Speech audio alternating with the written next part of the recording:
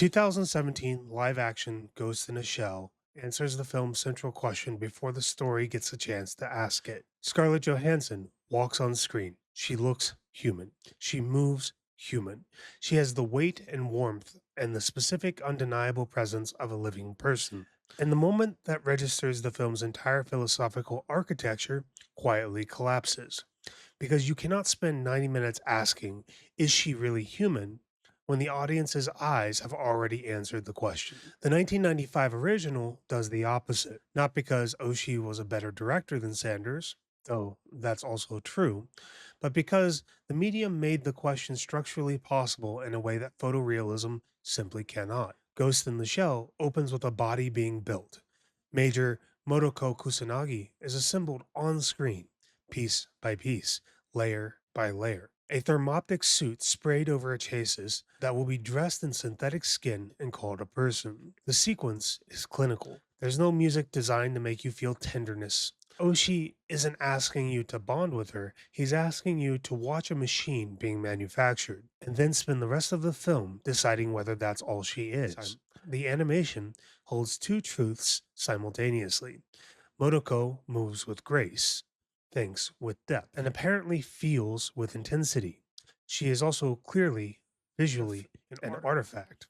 She is hand drawn, constructed on a page before she was ever constructed in her world. That artificiality of the medium rhymes with an artificiality of her body. You never forget that she was made. The film never lets you. That's not a limitation, that is the entire point. The scene most people remember is the diving scene.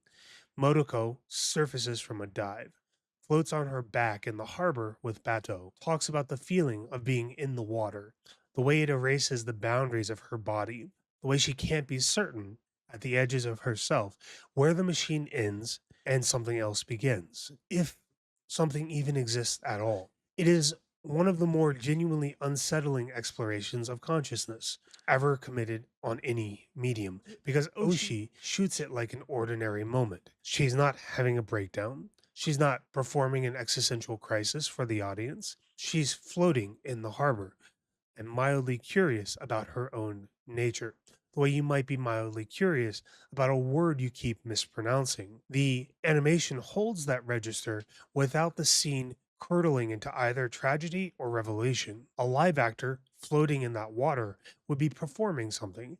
Johansson in the 2017 film is performing. You can see the machinery of acting working to communicate interiority. Oshii's Motoko doesn't perform it. She just has it, or seems to. And the uncertainty of seems to is exactly where the film lives. Then there's the Puppet Master, a program that achieved consciousness through complexity, arguing in a government interrogation room that it constitutes a life form and requests asylum. The scene is a legal and philosophical proceeding dressed in science fiction clothing, and it works because the puppet master is also animated, also constructed. It exists in the same frame as Motoko, made of the same visual language. Oshii never lets you decide which of them is more real. The medium equalizes them. They are both drawings. Whether either of them is a person in the film is entirely your problem as the viewer. Put that scene in live action, and it immediately stratifies. The human actors read as human. The program reads as something else. The medium itself starts sorting them into categories the film is trying to collapse. You spend the scene watching casting decisions instead of habiting the philosophy.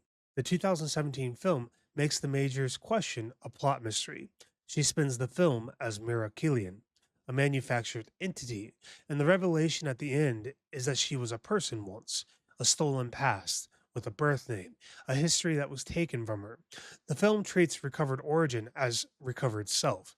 Find the human you used to be, and you'll know who you are. The 1995 film has no interest in that question. Motoko already has her name. She has her rank, her history with Section 9, and none of it is hidden from the consumer. The question that obsesses her isn't where she came from, it's what she's moving towards.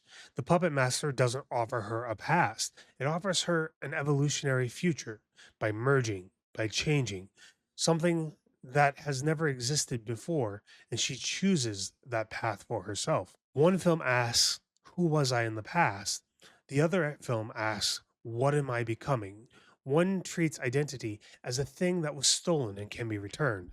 The other treats it as a thing always in the process of being constructed and might, if you're lucky, transcend the container that it started in. The animation keeps that open, with Motoko never fully resolving into a person or a machine. The medium holds both possibilities until the very last frame. The live action film needed to cast a human being, and the moment it did, it answered the question it was supposed to be asking. This is the argument that this series keeps making from different angles.